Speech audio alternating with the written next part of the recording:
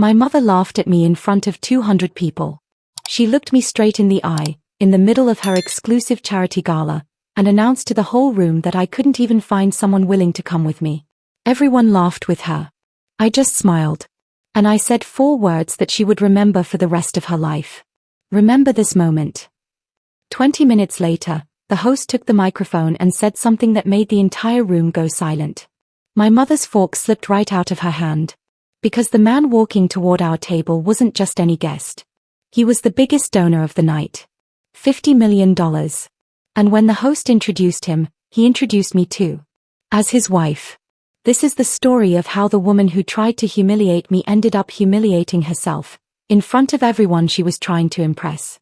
Stay with me till the end, because the way this played out, she never saw coming. My name is Claire. And for as long as I can remember, my mother, Diane, cared about exactly one thing: appearances. She wasn't cruel in the obvious way. She never yelled. She never called me names. She was worse than that. She was cold, calculating, and endlessly focused on how things looked to other people. Growing up, I was never quite good enough for her world. My grades were fine, but not impressive enough for her dinner party stories. My job, a quiet career in finance, was boring compared to her friends' children who worked in glamorous fields. And my personal life? That was her favorite thing to pick apart. Still no ring on that finger, Claire? She would ask, loud enough for anyone nearby to hear. The truth is, I had been seeing someone for almost a year. Quietly. Privately. Because I had learned a long time ago that anything good in my life became a weapon in my mother's hands the moment she found out about it. His name was Daniel. He was thoughtful, grounded, and nothing like the men my mother tried to set me up with at her parties. We kept our relationship out of her sight, not because we were ashamed, but because I was protecting it. I had seen what happened to good things once my mother got her hands on them. So when the invitation to her annual charity gala arrived, the biggest event of her social calendar, I almost didn't go. But some part of me still wanted to believe that this year would be different. That maybe, just once, she would be proud of me instead of using me as a punchline. I was wrong. And I should have known better. The gala was held at one of the city's most expensive venues. Crystal chandeliers, a live orchestra, and a guest list full of the kind of people my mother spent her whole life trying to impress. I arrived alone. Daniel was traveling for work that week, and I hadn't told my mother I was even seeing someone, so there was no one to bring even if I wanted to. The moment I stepped through the door, my mother spotted me from across the room. And instead of a hug, instead of a simple hello, she raised her voice loud enough for the nearby guests to turn their heads. Claire. You came alone? Again. I forced a smile, hoping she would drop it there. She didn't. She couldn't even find someone willing to come with her, she announced, laughing, waving her hand toward me like I was some kind of exhibit. The guests around her laughed too. Some out of politeness. Some, I could tell, actually found it funny. Then she did something that I will never forget. She called over one of the event staff and, in front of everyone, told them to move me from the family table near the stage to a small table in the very back of the room, next to the kitchen doors.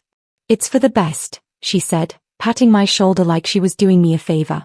You'll be more comfortable back there. The guests laughed again. I could have cried. I could have argued. I could have walked out. Instead, I looked her dead in the eyes, and I said the only thing that felt right in that moment. Remember this moment. She rolled her eyes and walked away, already laughing with her friends about something else. She thought I was being dramatic. She thought it was an empty line from an embarrassed daughter. She had no idea what was coming. I sat at that back table for 20 minutes. I watched the waitstaff rush past me with trays. I watched my mother work the room, air-kissing donors, laughing loudly at every joke a wealthy guest made. And then the lights dimmed, and the host stepped up to the small stage at the front of the room. Ladies and gentlemen, thank you all for being here tonight in support of the Children's Health Foundation. Before we begin the program, I want to take a moment to recognize someone very special. The room quieted down. This year, our gala received its single largest donation in the foundation's 20-year history. $50 million, given anonymously, until tonight. A ripple of whispers moved through the crowd. My mother straightened up in her seat, practically glowing, already assuming the credit belonged somewhere near her social circle. Please help me welcome our extraordinary donor tonight, the host continued, and his wife. The spotlight swept across the room and landed on the back table.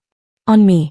Daniel walked toward me, in a suit I had never seen him wear, with a warmth in his eyes that told me he had planned every second of this.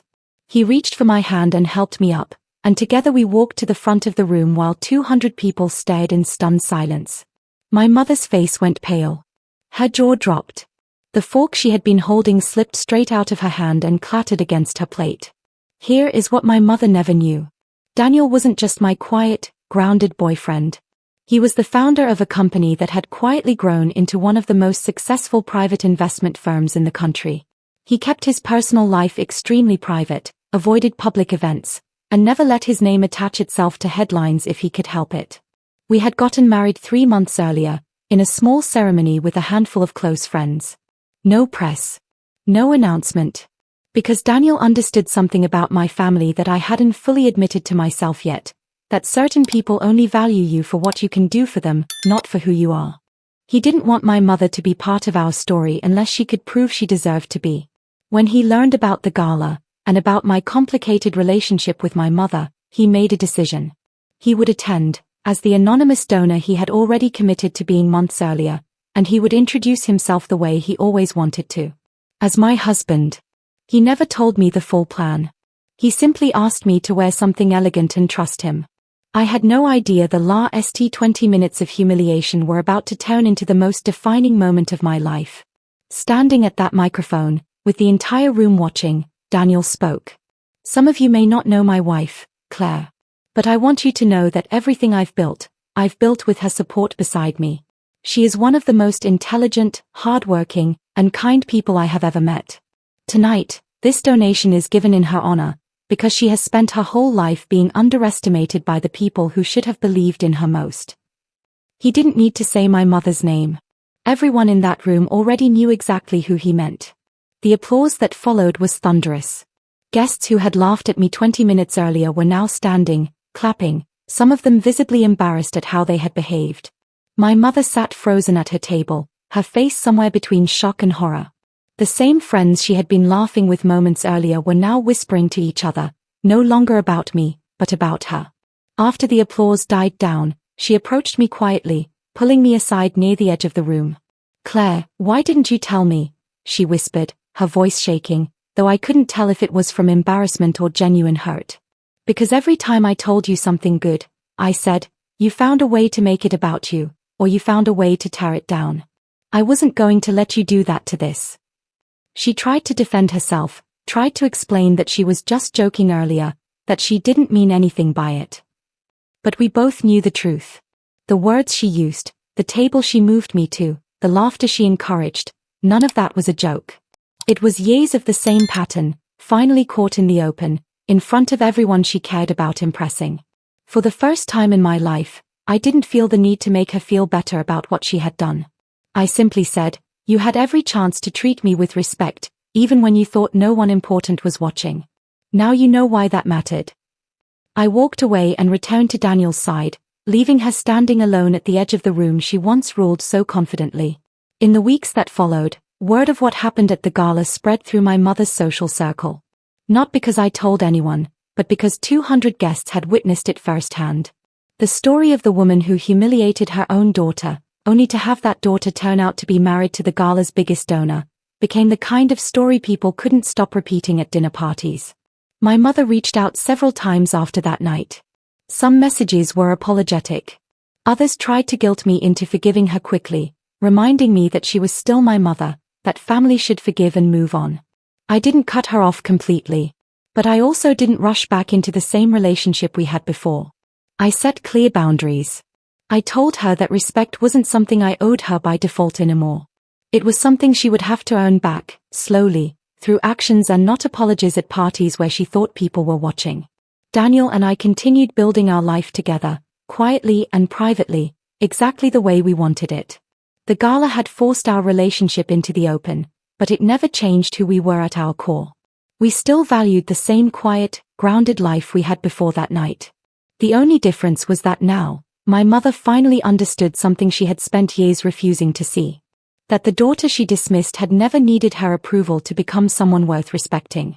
Looking back, I don't think my mother ever meant to teach me the lesson she did. But she did, in the most unexpected way possible.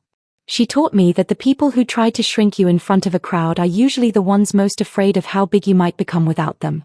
She taught me that dignity isn't about proving people wrong loudly. Sometimes it's about staying calm, staying patient, and letting the truth speak for itself when the time is right. And most of all, she taught me that real love, real support, and real respect don't need an audience to be genuine. Daniel never once made me feel small, not even in private, long before that night at the gala. That mattered more to me than $50 million ever could. If someone in your life has ever laughed at you, dismissed you, or tried to make you feel smaller in front of others, remember this. Their laughter says everything about who they are, and nothing about who you really are. Sometimes the best revenge isn't anger. It's simply becoming exactly who they never believed you could be, and letting them watch it happen. If this story moved you, let me know in the comments. And if you've ever had a moment where the truth finally came out in front of everyone, I would love to hear it.